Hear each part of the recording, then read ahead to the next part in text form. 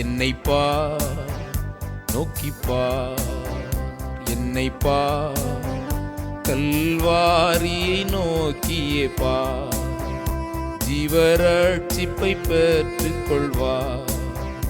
மகனே மகளே, மகனே மகளே, மனம் திரும்பி நீ நோக்கியே பார், மனம் திரும்பி நீ நோக்கியே பார்.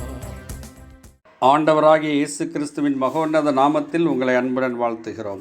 பரிசுத்த வேதாகமத்தில் மத்தேயு எழுதின சுவிசேஷம் 12ஆம் அதிகாரம் 40ஆம் வசனத்தில், யோனா இரவும் பகலும் 3 நாள் ஒரு பெரிய மீனின் வயிற்றில் இருந்தது போல மனுஷகுமாரனும் இரவும் பகலும் 3 நாள் பூமியின் இருதயத்தில் இருப்பார் என்று ஆண்டவர் இயேசு கூறினதை வாசிக்கிறோம். ஆண்டவர் இயேசு மனுக்குலம் முழுவதற்குமாக கல்வாரி சிலுவையில் தம்மைத்தாமே பலியாக ஈந்தார்.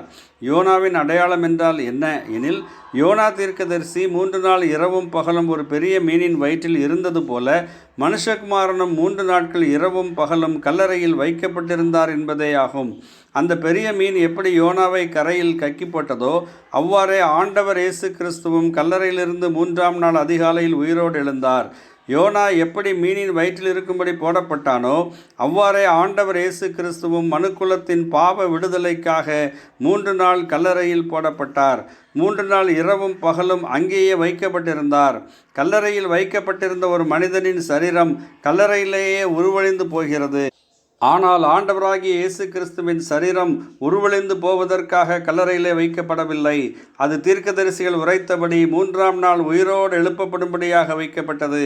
யாரெல்லாம் ஆண்டவர் இயேசு கிறிஸ்துவில் அவருடைய பலிமரணத்தில் அவருடைய உயிர்த்தெழுதலில் விசுவாசம் வைக்கிறார்களோ அவர்கள் பாவ மன்னிப்பும் ரட்சிப்பும் விடுதலையும் அடைவார்கள். மனிதனின் வீணான பாரம்பரியங்களால், சடங்குகளால், சுய முயற்சிகளால் மனிதன் பாவ விடுதலை பெற முடியாது. ஆனால் ஆண்டவர் இயேசுவின் விலையேறப்பட்ட இரத்தத்தினால், தேவனுடைய கிருபையினாலும் இரக்கத்தினாலும் தான் ஒரு மனுஷன் பாவ விடுதலை அடைய முடியும்.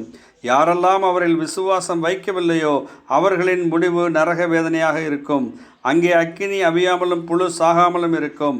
நீங்கள் ஆண்டவர் இயேசுவில் விசுவாசம் வைத்து சதா காலமும் உங்கள் பாவம் உங்களை விட்டு நீங்கும்படியான பாவ விடுதலையை பெற்றுக்கொள்ள வேண்டும் என்பதே நாங்கள் தேவனிடம் உங்களுக்காக செய்யும் ஜெபமாக இருக்கிறது. நன்றி. ஆமேன்.